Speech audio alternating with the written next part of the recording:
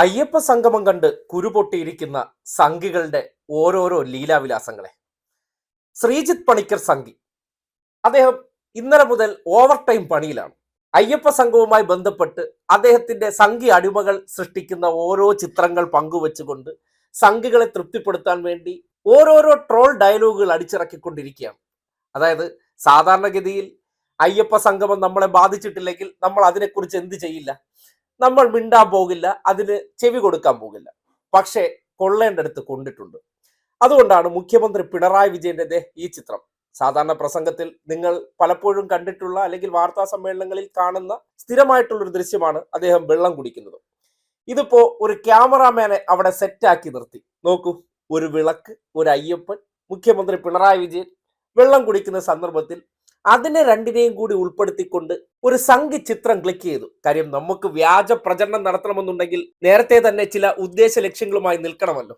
അതിന്റെ അടിസ്ഥാനത്തിലാണ് ഇങ്ങനെ ഒരു ചിത്രം പ്ലാൻ ചെയ്തു നിന്ന് ഇത് ക്ലിക്ക് ചെയ്തെടുത്തിരിക്കുന്നത്. അങ്ങനെ ഒരു ചിത്രം എടുത്തതിന് ശേഷം അത് പങ്കുവെച്ചുകൊണ്ട് അരുൺ കടക്കിൽ എന്നൊരു സംഘി എടുത്ത ചിത്രം പങ്കുവെച്ചുകൊണ്ട് ശ്രീജിത്ത് പണിക്കരുടെ ഡയലോഗാണ് വെള്ളം കുടിച്ചാൽ ശരണം അയ്യപ്പ.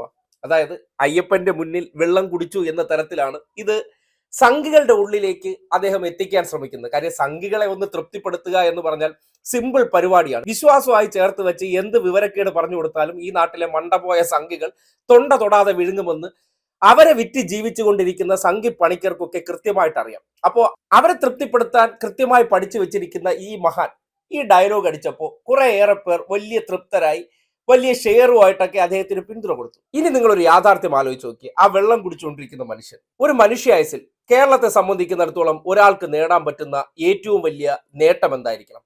ഈ നാടിന്റെ മുഖ്യമന്ത്രിയാവുക. അതിനപ്പുറത്തേക്ക് ഒരു വലിയ നേട്ടം ഒരു വ്യക്തിയെ സംബന്ധിച്ച് നേടിയെടുക്കാൻ ഉണ്ട് എന്ന് തോന്നുന്നില്ല. അല്ലെങ്കിൽ സമ്പന്നനാവുക, വലിയ ബിസിനസ് മാഗ്നറ്റ് ആവുക എന്നുള്ളതൊക്കെ ആയിരിക്കാം. എന്നിരുന്നാലും ഒരു സംസ്ഥാനത്തെ സംബന്ധിക്കുന്നിടത്തോളം അവിടുത്തെ ഏറ്റവും വലിയ പദവി എന്നത് മുഖ്യമന്ത്രി എന്നുള്ള സ്ഥാനം തന്നെയാണ്. അതിലേക്ക് നടന്നു കയറാൻ അത് ഒരു തവണയല്ല. ഇവർ പറയുന്ന അയ്യപ്പന്റെ അസംതൃപ്തിയിൽ പുകഞ്ഞു നിൽക്കുന്ന വ്യക്തി തുടർച്ചയായിട്ട് തവണ കേരളത്തിൽ മുഖ്യമന്ത്രിയായി ചരിത്രം കുറിച്ചു. സംഘികളോട് പറഞ്ഞിട്ട് വല്ല കാര്യമുണ്ടോ?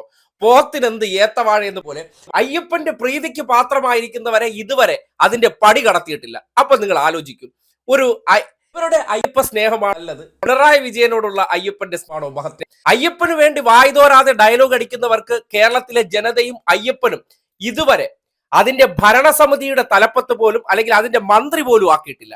അങ്ങനത്തെ ഗതികേടിൽ നടക്കുന്നവർ കുറ്റം പറയാനുള്ള ആ അപാര തുരുക്കട്ടി നിങ്ങളൊന്ന് ആലോചിച്ച് നോക്കിയേ. ഈ കഴുതക്കാമം കരഞ്ഞു തീർക്കും എന്ന് പറഞ്ഞു കേട്ടിട്ടില്ലേ? അതുപോലെയാണ് ഈ പണിക്കർ കാമവും പണിക്കർ അസൂയൊക്കെ ഇങ്ങനെ കരഞ്ഞു തീർക്കും. പിണറായി വിജയൻ വെള്ളം കുടിക്കുന്ന ഫോട്ടോ അയ്യപ്പന്റെ വിഗ്രഹത്തിനോട് ചേർത്ത് നിർത്തി ഫോട്ടോ എടുത്തതിന് ശേഷം അത് പ്രചരിപ്പിച്ച് സായുജ്യമടയുന്ന ആ മനോരോഗമൊക്കെ കണ്ടിട്ട് നമുക്ക് ആനന്ദിക്കുക എന്നതിനപ്പുറം ആ വെള്ളം കുടി കൊണ്ട് കുറച്ച് സംഘികളെ സംബന്ധിക്കുന്നിടത്തോളം അദ്ദേഹത്തിന് കൊടുക്കാൻ പറ്റുന്ന സന്ദേശം അയ്യപ്പൻ വെള്ളം കുടിപ്പിച്ചു എന്നായിരിക്കും. ആയിക്കോട്ടെ, അങ്ങനെ അങ്ങ് സമാധാനിച്ചോളൂ. പക്ഷെ ഒരു കാര്യമുണ്ട്, വെള്ളം കുടിപ്പിച്ച മനുഷ്യൻ 10 വർഷം കേരളത്തിന്റെ മുഖ്യമന്ത്രിയായി. ഇതുവരെ ഒരു മനുഷ്യർക്ക് സാധിച്ചിട്ടില്ല. അങ്ങനെ തുടർച്ചയായിട്ട് മുഖ്യമന്ത്രിയായ വ്യക്തി 3ാം വട്ടത്തിന്റെ ആവശ്യത്തിനാണെന്ന് നിങ്ങൾ കൽപ്പിക്കുകയാണെങ്കിൽ അടുത്ത 3ാം വട്ടം വരുമെന്ന് ഏറ്റവും കൂടുതൽ സാധ്യത സാധിപ്പിക്കുന്നുണ്ട്.